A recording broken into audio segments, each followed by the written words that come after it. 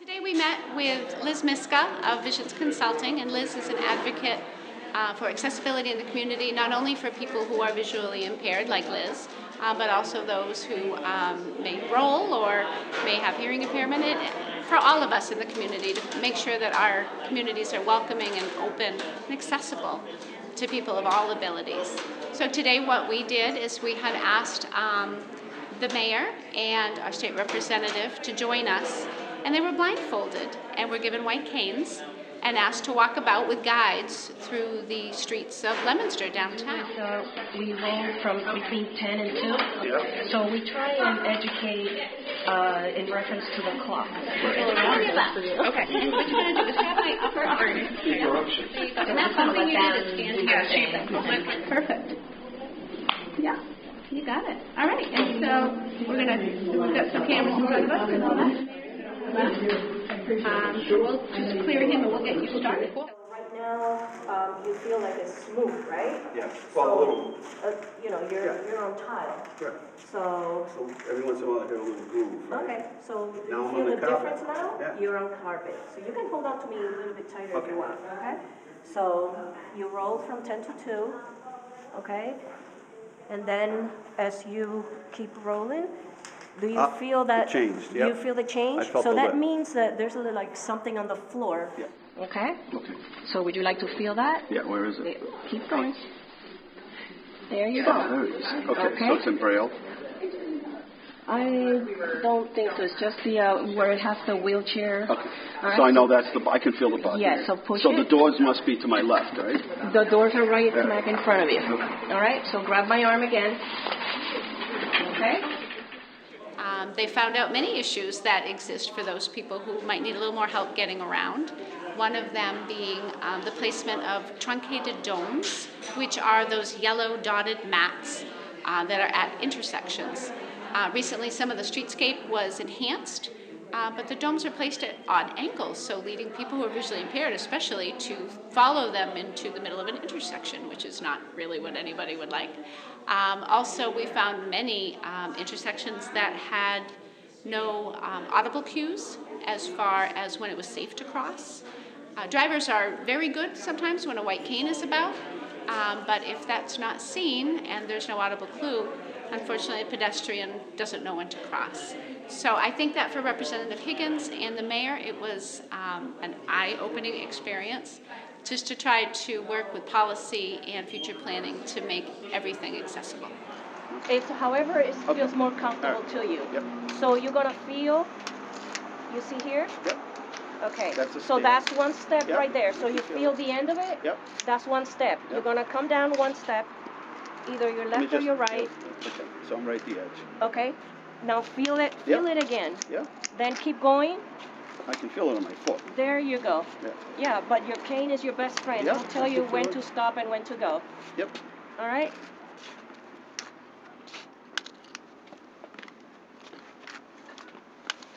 All righty.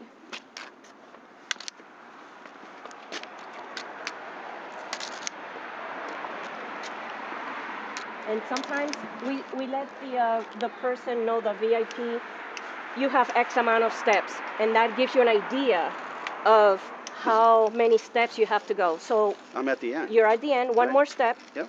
There you go, perfect. I must be Alrighty. on the sidewalk. You're on the sidewalk Okay. right now, so No I'm more gonna come steps. around you. Okay. Excuse me. I'm gonna come around you. There's my arm. Right there. Perfect. Okay? So we're gonna come. And you're on the sidewalk in front of the library. Mhm. Yep. And City Hall is right across. Yep, I know. I'm going to keep you just a little more to the right to avoid an icy patch. No, that is hard. So are we gonna try and cross the street? Yep. Look for the. Okay. So here's a little bit challenging, where now we're gonna have. I'm gonna help you cross the street. Right. But first, you have to look for the button. I'm looking. Okay. So there you go. Tap it. So what do you feel? And it's okay. I if feel you- aluminum. Okay. Yeah. So always keep your cane always on keep your it with right, me? And this one is This is how my you working are- hand. Yes. Got it. All right. So Decided you they're not Okay, so where do you think is the cross? Over here. You think? Well, I don't know. Let's see. Uh-huh. Wait a minute. So right now, this is the crosswalk feel the right sun. here. You have the button on my your right, at yes. 3 o'clock. If this is Okay. your 12 at 3 So- o'clock, so we're gonna your cross If that's 3 o'clock, is well this is- actually this is 12 o'clock. Okay, 3 o'clock. So you have to walk about maybe 15 to 20 feet to get to where you need to cross the street when you have the button right up behind you at 6 o'clock. right. Okay. So it's a little bit confusing for a blind person when the button is here and you have to walk all the way to the, about 20 feet from here to get to cross. All right. So if you're gonna turn right now, this will be your 12 o'clock. Yep. Okay. So we're gonna walk. The left hand, Yeah. and here's the right side. So if you go 2 steps forward and stand on the truncated dome, Yeah. there. I can feel it. You feel the bumps? So what they do is they teach you how Line you up. to line you up on the truncated dome. Yeah. The theory is the truncated dome is always pointed in your path of travel. But we're going to get to some truncated domes where you end up in the middle of the intersection instead of across the street where the other end of the crosswalk is. And we call those apex truncated domes. Or a lot of words that we don't want to put on TV or the newspaper Right. And Liz the other day. because it's very dangerous. Yeah. Okay. She liked to hold on. So the problem is, He's gonna press the button again. So he went all the way back where we were to press the button in order for you to cross right now. so the Okay. problem here with the So crosswalk buttons, he just pressed and the thing said walk, walk, walk. But if you're blind, how can you Right. There's no noise. figure out? There's no beeping sound, no Nothing chirping audible. sound that says Walk. that tells you to walk. Right. So this is a hazard. This is a safety hazard. Idea of, is there a sound? Is there, the angle of it, the tripping hazards or the wheel hazards Right. as well. Well, we have a pretty strong advocate in one of our senior high rises that I think I mentioned who's in a wheelchair, and she's been very adamant of making sure that the ramps are clear, that Oh, we are clear to walk. we are clear to walk. Yeah, so here we go. Someone you blocked off. So right now, we're in the middle now. We're all reaching the other side of the sidewalk. So we have to be careful right now because this is full of ice and it's really hard. All right. So I want you to be careful. So do you feel Yeah, that feel it under truncated my dome? feet. Yep. Okay. So this is what Jack. All right. I'm gonna turn you around. Turn around. Turn around. Turn around. Okay. So if I turn you around. Yep. Sure. Go ahead. We're facing Okay. back towards City Hall. So, right, but this is what Jack was trying to explain to you, sir. Right now, this truncated dome is at an angle. So, really, if you try and, cross the street, it's going to throw you into the middle of the road and not straight like the other truncated dome. So why did they do that? one theory, and it's just a rumor or a theory that we have, is that they're saving money because each one of these can run $150 or something, depending on which one you We get. pay a lot. I mean, we spent You spend a lot of money. $250,000 this year. Yeah, but Time. you're doubling each one Right. of the costs of these to do it correctly. Right. Sometimes I see. sometimes the geography or underground utilities will get in the way, so they don't really have a chance. So we to should put have them in somebody front. that understands this, design this.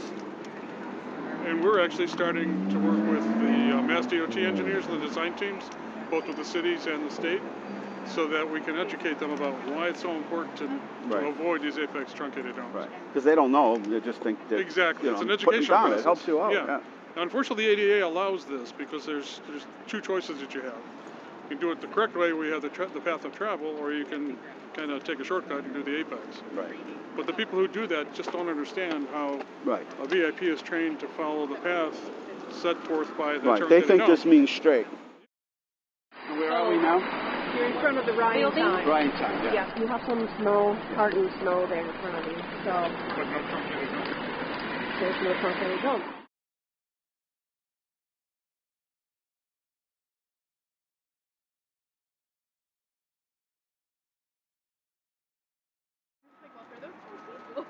Who don't have, they don't have any other option. it. Like if they're using the bus, we got to figure out how to make it more accessible to other folks, and that's somewhat what a public good is, right? Like that we know that we value folks being able to get around the community. Putting the value in them And trying to capture restating that. it. Right. And in terms of healthcare and the cost of healthcare, like we value our community to be healthy, and if we're denying them access to prescriptions, what does that mean? In terms of the length of time before they get on the right meds, and that pain, and the frustration and the time navigating insurance. I was really excited to get to do this walk, and we tried to schedule it earlier, and it just like we couldn't get our schedules together, so I was actually glad we scheduled it during the winter, because sometimes sidewalks aren't super walkable for anyone. Never mind someone who's using a walking cane, trying to figure out how to safely do that. And the thing that I noticed was just kind of preparing for where the snow was. When the Truncated Domes didn't go into the walkway, if I didn't have Colleen, I would have ended up in the middle of the road. And also just the anxiousness about the cars around me, and I know they were talking about how anxious the car drivers were that we were even there, and they seemed very cautious to go with us, like in the crosswalk. Really? Even if, so I don't know if it was because it was a larger group of us. Oh, that's my experience. And so, but for me, even just noting how far away the walk signals are from the walkway, how would you ever find them? And if they don't make a noise, right, when it tells you to walk, how do you ever know that it's safe to walk? No, you don't. So that's Bonnie, by the way, Natalie. Hey, Bonnie. I know Bonnie. And I walk downtown, so. Yeah. I must say they got more truncated domes than they used to have. You're now realizing some of the common issues that we encounter throughout not only Leominster but other cities and towns around the state. And so one of the things that I wanted to take with some of the photos from today to share with the Mass Department of Transportation, because they're doing these complete streets programs, which is how Leominster got to redo a lot of their sidewalks downtown, but making sure that the state government also putting that policy in place, being aware of making sure those crosswalks are being done correctly, because that's a huge investment that the state and the cities are making, and towns are making, and if it could just be one extra check to make sure that they're being done in the right way, so that they don't have to be taken off. Did you go near the post office? Yeah, which I know that intersection is a rough intersection to begin with. Well, I fell on that one before they fixed it, and now it goes down into the center of the street. But before it had ridges on the side, and I don't see how a wheelchair could have gone down it, but I fell because I was with a cane, but then they flattened it out in the Truncated Dome. I'm glad to see there's more Truncated Domes in Leominster than there only used to be one. Right. And Natalie, this is Liz. I was going to say, Dean mentioned the post office, and Dean, you are I'm the co-chair of the Leominster Disability Commission. We met Natalie. Hi. Hi, how are Yes. you? Good. Thanks for helping organize this. Yes, well. Natalie, this is Joe Pacillo from the Worcester Commission. One of the things that we're working on right now with our city is to actually have put in contracts that the designers need to consult with advocates, Great. both mobility and VIP advocates, prior to the design Sure. of any streetscape that's going on in the city. And so I guess my question is, how many of those groups exist, and is that going to be overburdensome to that? Like, I just want to make sure that they have the capacity already to be able to take. Well, that would depend on how many active advocates you have in your community. Sure. Okay. I think this is Liz, I think we're just at the beginning stages of that, because right when you walked in, Natalie, we were talking about, Dean had mentioned the post office has a ramp, but there's no button to open the door, so you, Someone in a wheelchair or big enough. And you have to go through like kind of Two lots, like a little steps. lot. Yeah. Yes, that's right. It's tight. Yeah. When you have an internal and an external door in a wheelchair, a lot of times you can make it through one, but you don't have the swing range to get the other door open. Especially if the previous door opens towards you, then you're into an internal alcove. You need to have the space left to right to be able to open the next door and to get out of the way of that door swinging open. Yeah. Yeah, the narrow frame is like that, and the suction is so stiff. So tight. Yeah. Yeah. This is Liz. I want to be very mindful of time.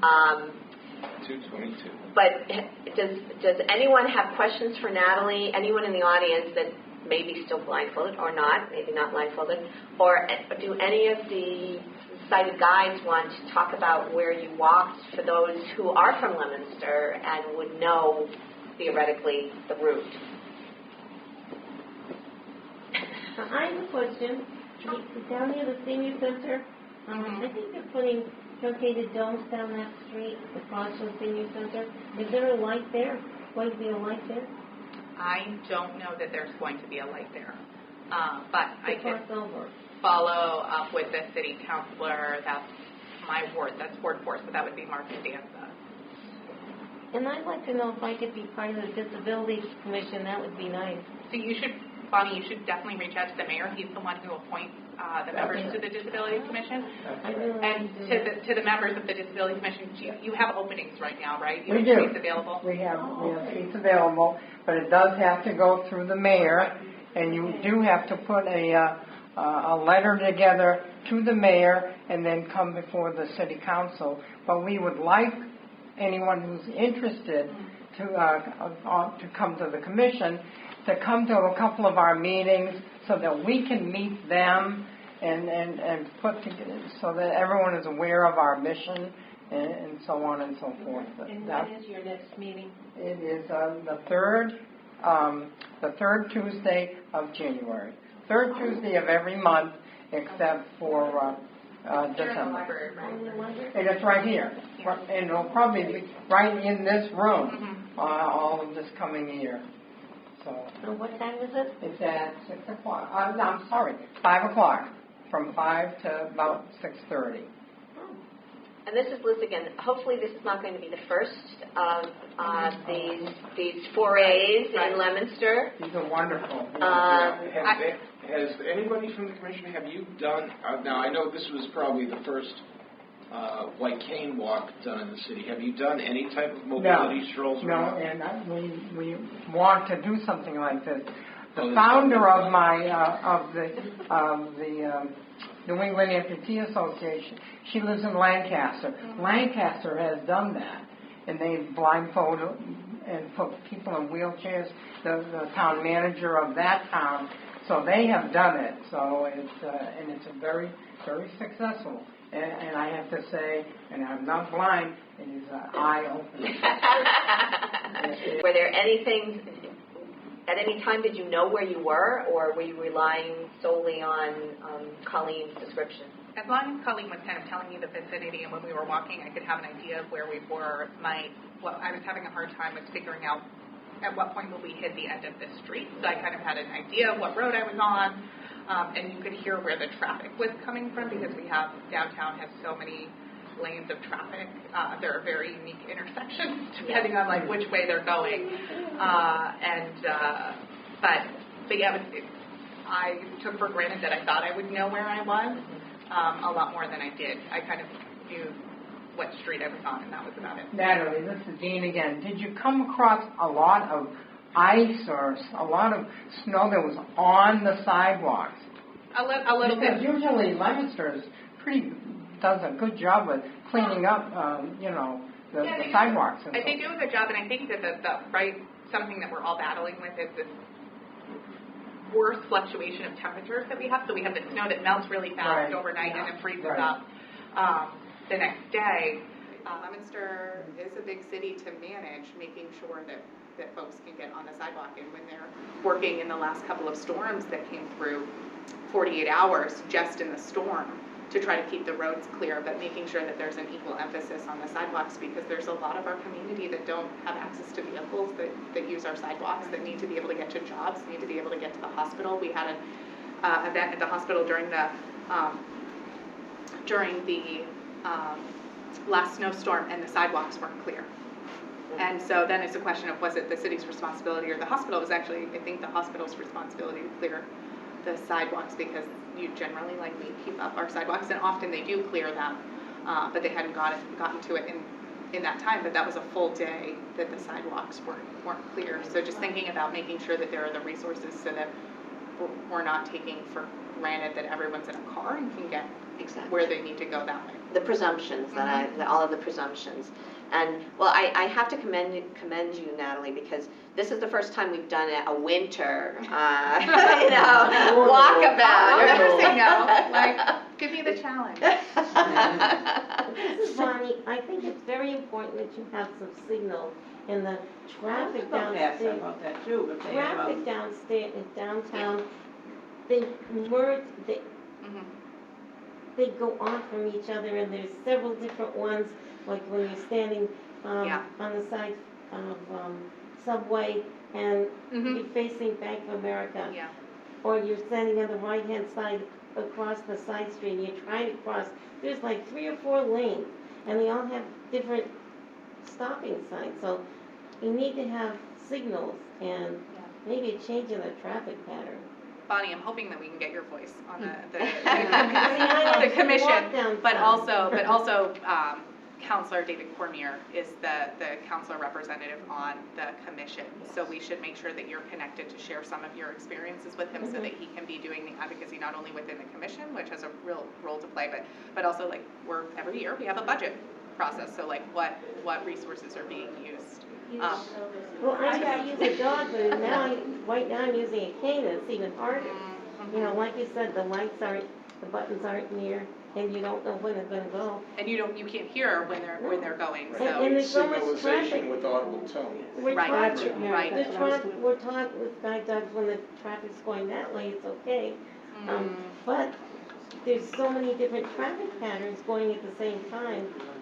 And something that I would love to talk to folks who are more expert than me, that I know that the Mass Department of Transportation is moving to this model where they allow folks to, Isabel, what is it? You cross the street along with traffic, but traffic could also be taking a right.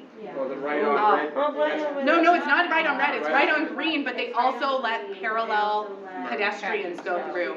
And I need to do more learning about that, but I still in my gut am really nervous about what that means. We battle with that as drivers in Boston, and that's the standard, and I'm wondering if they're not talking. That would be horrible. That'd be horrible, I mean. For blind people. That's the standard right now. We're trying to cross the parallel traffic and Right. And so with parallel traffic, they could still be taking a right. And then you wouldn't see it. Right. And then the blind You'd part. feel it. I know. Natalie, Gail Turner, Leominster Disability. I don't really go downtown much, but do they have audible signals on any of the lights in Leominster? Because I that didn't should hear really any. be considered. I didn't hear any. No, they don't. None of them That should really be thought of. Sure. Sure, go ahead. Gail Turner, Leominster Disability Commission. We get a lot of phone calls about accessibility problems. We research it as best we can. And a lot of times you were talking about restaurants, you're talking about the post office, you recognize that there is a problem. But the feedback that we get, well, we don't really have to do that because we're grandfathered. So I guess my question. Oh, that's my favorite. Yeah. I'm sorry. And so I guess what I want to know is, we've talked at the commission, we would love to have you come from Worcester to help teach us how to go about and establishing or helping you, or you helping us to go about awareness for the city of Leominster. We would really love that. But I guess what I want to know is once we recognize the problem, how do we go about correcting the problem? Okay. This is Joe Pacillo again. If I could make it, one of the most frustrating things with me is I keep hearing this time after time again with cities and towns throughout the Bay State. We are grandfathered. There is no such thing as being grandfathered under the ADA. It is absolutely not anything that a business can be grandfathered from. You come in under one of several aspects of regulations, but there is no carve-out, regardless of what type of business or historical aspect or building that you happen to be. You follow under one set of guidelines or regulations that have to be followed. You can apply for a waiver from the regulations. That is something entirely different. But this whole notion of grandfathering under the ADA is non-existent.